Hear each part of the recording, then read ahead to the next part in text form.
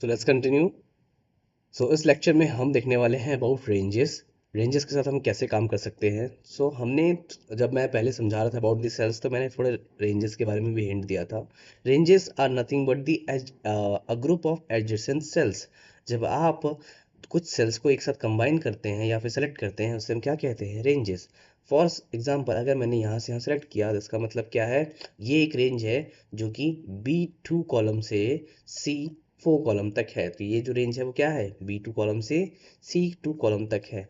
अब हम रेंजेस के साथ क्या करते हैं, हम रेंजेस के साथ मल्टीपल चीज़ें परफॉर्म कर सकते हैं। लेट्स से कि बहुत सारा डेटा है। मैं चाहता हूँ जैसा कि जस्ट लाइक यहाँ पे एक नंबर्स है। मैं चाहता हूँ कि इस नंबर्स को मैं अभी ये नंबर है, सिर्फ जनरल नंबर्स है, मैं चाहता हूँ इसको रुपीज़ में कन्वर्ट कर देना या डॉलर में कन्वर्ट कर देना या परसेंटेज में कन्वर्ट कर देना। कुछ भी साथ मैं कोई भी ऑपरेशन चाहता हूँ सब में एक साथ परफॉर्म करना, तो उसे मैं क्या कहूँगा, उस कंडीशन के लिए मैं रेंजेस को सेलेक्ट करता हूँ, right. And also for example कि मैं इन सारे ही डेटा को सेंटर में करना चाहता हूँ या फिर इन सारे ही डेटा को बोल्ड करना चाहता हूँ, इटैलिक करना चाहता हूँ, any operation which I want to perform in these group of cells is basically why we use ranges। इसलिए हम क्या करते हैं, रेंजेस यूज करते हैं। So now let's see some more features. As you can see, जैसे ही मैंने यहाँ पे सेलेक्ट किया, रेंजेस का सेलेक्ट कैसे करने हैं, आपको बस जहाँ से आपको शुरू करना है वहाँ पे आपको क्लिक करना है एंड जस्ट एरो जैसे ही बीच में आया, जैसे क्रॉस एरो बीच पे आया, आपको जस्ट ड्रैग एंड जहाँ तक आपको चाहिए वहाँ तक लेके जाके just drop it down, correct.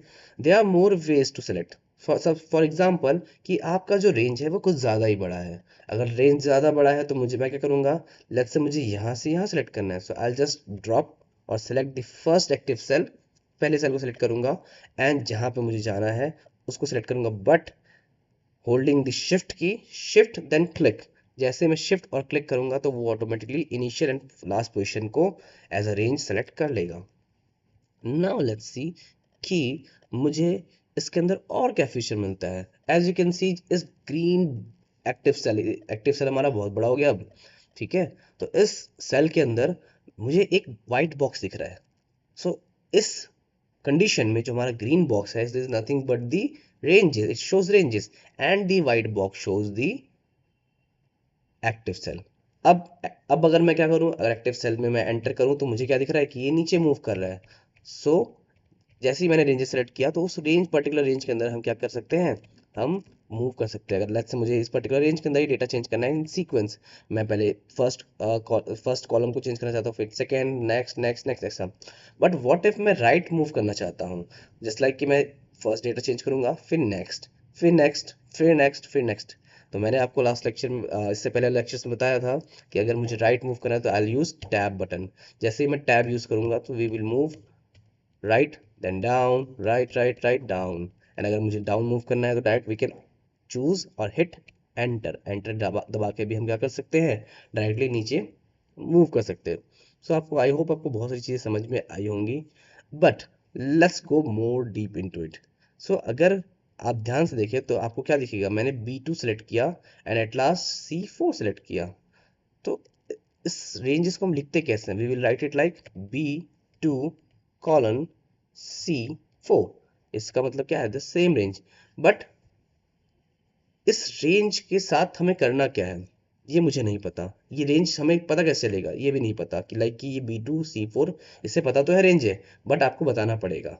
For example मैंने यहाँ कहा इक्वल्स टू, तो जैसे ही मैंने इक्वल्स टू लगाया, दैट इज द फॉर्मूला, तो आपको दिख रहा है कि इसने क्या किया, रेंज सेलेक्ट कर लिया। बट फॉर एग्जाम्पल कि ये जो हमारा रेंज है, मैं जानना चाहता हूँ कि इसका टोटल सम क्या होगा, इसका एवरेज क्या होगा, इसके कितने नंबर ऑफ डेटा है इसके अंदर। So you can just see at the bottom right corner, आपको दिखेगा कुछ set of inputs. Just like some आपको दिख रहा है, इस पूरे जितने रेंजेस आपने सेलेक्ट किया है उन सारे ही सिलेक्टेड सेल्स का जो सम है वो 945 है, 6 नंबर ऑफ डेटा है एंड 157.5 जो है उसका एवरेज है। बट लेट्स से मैं इसमें ये जानना चाहता हूँ कि इसमें मिनिमम नंबर कौन सा है, मैक्सिमम नंबर कौन सा है। तो ये just right click here and आपको यहाँ पे कुछ सेट ऑफ क्या दिखेंगे, set of function, pre defined function दिखेंगे जो बहुत ज़्यादा यूज होते हैं। जैसे मैं चाहता हूँ कि मुझे काउंट ना दिखे, मैं चाहता हूँ कि मुझे मिनिमम दिखे, करेक्ट, मुझे मैक्सिमम भी दिखे। तो जो भी हमें वैल्यूज चाहिए, जो क्विक क्विक वैल्यूज है, जो हमें जस्ट गो थ्रू करने के लिए चाहिए होता है, उसे सेलेक्ट कर सकता हूँ।